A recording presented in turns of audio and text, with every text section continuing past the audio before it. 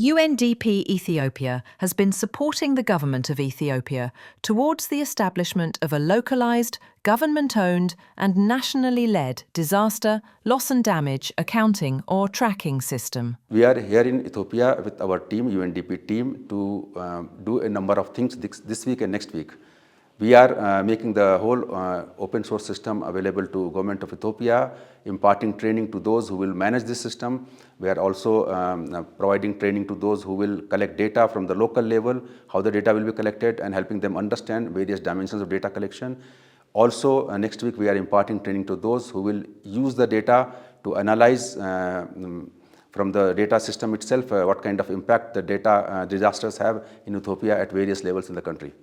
በዚህ ወርክሾፕ የተማርኩት በዲዛስተር ኢንፎርሜሽን ትራኪንግ ሲስተም ዳታዎችን ስንሰበስብ ወደ ዳታው ስናስገባ ዳታዎች ምን አይነት ተአማኝነት ያላቸው ዳታዎች መሆን እንዳለባቸው እንዲሁም ደግሞ እዛ ጋር የተፈጠሩትን ችግሮች ትክክለኛውን ችግር ለይተን ሃዛርዶቹን ዲዛስተሮቹን ኢምፓክታቸው ምን ይመስላል የሚለውን እንዲሁም ደግሞ መቼና ምን ያህል ጉዳት አደረሱ የሚለውን መረጃዎችን በትክክለኛው መንገድ መሰብሰብን ወደ ዳታ ትራኪንጉ ማስገባት እንዳለብን እስካሁን ድረስ የሰለጠነው እንደ አጠቃላይ ኢትዮጵያ ዲዛስተር ሪስክ ሪደክሽን ኮሚሽን የተሰራ እንትን አለ።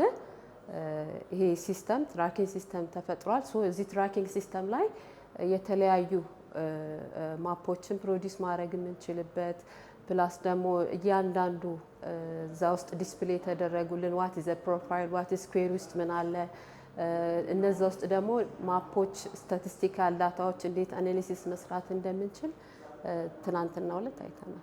The main goal of this system is basically to help government of Ethiopia collect data of all the disasters in the country and its impact on variety of sectors including on populations, sectors such as agriculture, transport, health, etc. to be able to help the government of Ethiopia understand how they are being impacted by disasters at national level and also at subnational level. የዚህ መረጃ ሲስተም ያለመኖር እንደ ሀገር ወጥ የሆነ የመረጃ ልውውጥ ስርዓት የለንም። ክፍተቱም እያንዳንዱ ክልል በራሱ በመሰለው ወይም ደግሞ በራሱ አካሄድ ብቻ ስለሚሄድ ወጥነት ይጎለዋል። ስለዚህ ወጥነት የሌለው የመረጃ አያያዝ የመረጃ ሪፖርቲንግ ስርዓት መኖሩ ለአሰራርም ለውሳኔ ሰጪም አስቸጋሪ ነበርና ለዓለም በተለይ ለማጋራት ደግሞ እጅግ እንቸገርበት ነበር። አሁን ደግሞ ይሄ ወጥ የሆነ የመረጃ ልውውጥ ስርዓት ሲኖረን እንደ ሀገር ተመሳሳይ የሆነ የመረጃ አያያዝ የመረጃ አዘጋገብ ስርዓት ስለሚኖረን ይሰራል። እንዲሁም ደግሞ ለውሳኔ ሰጪዎችም በቀላሉ ለውሳኔ አሰጣጥ በሚያመቻቸው መልኩ መረጃ ባለሙያዎችም ሰርተው ያቀርባሉ። እንዲሁም ደግሞ ጥያቄያቸውን ማስተላለፍ ይችላሉ እና ለዚህ ትልቅ ግብዓት ያለው ስርዓት ነው ብዬ ነው ማምነው። ከዚህም በፊት ከምሰራው ስራ ይሄኛው ያው ተጨማሪ ስራ ነው። እዚህ ጋር የሰለጠንኩት ስልጠና እኔ አሁን ያለሁት በመልሶ ማቋቋም ዘርፍ ውስጥ ነው። የመልሶ ማቋቋም ስራ ለመስራት እነዚህ እዛ አካባቢ የተከሰተው አደጋ እንዲሁም ደግሞ አደጋ ያስከተለው ጉዳትን ማወቅ ያስፈልጋል ያንን ለመስራት። ስለዚህ ተጨማሪ ለምሰራው ስራ አጋዥ ይሆንልኛል፣ ተጨማሪ መረጃዎችን አገኛለሁ ብዬ አስባለሁ ማለት ነው። ይሄኛው ሲስተም ለኛ ስራችን ቀጥተኛ የሆነ እንደ ግብዓትነት እንጠቀምበታለን። ለኛ እንደ አካባቢ ጥበቃ ባለስልጣን ትልቅ ግብዓት ይሆነናል። ምክንያቱም እየደረሱ ያሉ ጉዳቶችን ቀጥተኛ የሆነ መረጃ ማግኘት ስለሚያስችለን ማለት ነው። This is important for Ethiopia to be able to properly plan development because it provides Ethiopia an account of economic costs of disasters, also including non-economic costs of it. And it's also important for Ethiopia to properly plan preparedness, recovery, response and resilience building in anticipation of also future losses.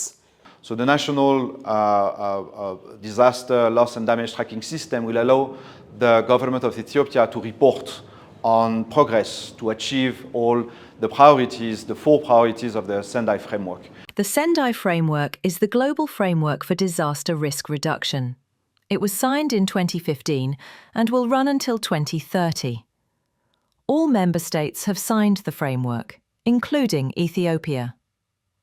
The purpose of the Sendai framework is to prevent the creation of new risks, reduce existing risks, and enhance resilience. So the next step will really be, once we have some system working, to start improving it, strengthening it with better data, with also better involvement of all 9 ministries, but also at different levels, from local to subnational to national level.